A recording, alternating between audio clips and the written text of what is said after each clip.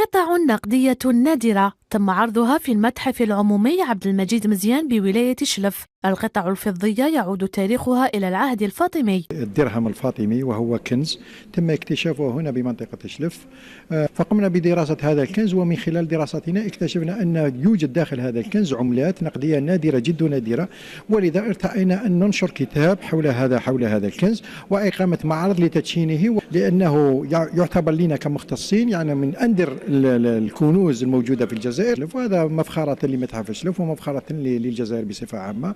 هذا الكنز يعني كان عن طريق هبة من طرف مواطن اللي ما كانش يعلم القيمة تاعو، هداه هبة للمتحف. نصف الكنز هذا كان من طرف هبة، والنصف الثاني كان من طرف من طرف الدرك الوطني اللي احتاجوه عن مواطن وقاموا بتسليمه إلى المتحف. المختصون في علم الآثار اعتبروا القطع من أندر الكنوز الموجودة في الجزائر، خاصة وأنها تعود إلى 10 قرون خلت. طبعا بالنسبة لنا مجموعة كما هذه مهمة بزاف، لأنه في البداية عصر الأموي والعباسي كان الدرهم قطعة واحدة فقط، ما كانش عنده أجزاء، ما كانش عنده مضاعفات. بالنسبة للعصر الفاطمي من ضعف الدرهم حتى لثمن الدرهم، يعني كل الأجزاء موجودة، والمجموعة اللي عندنا هذه عندنا كل من الدرهم حتى لثمن الدرهم، يعني مجموعة كاملة تقريبا. فيها أيضا قطع نادرة ما كانش موجودة كاع في العالم.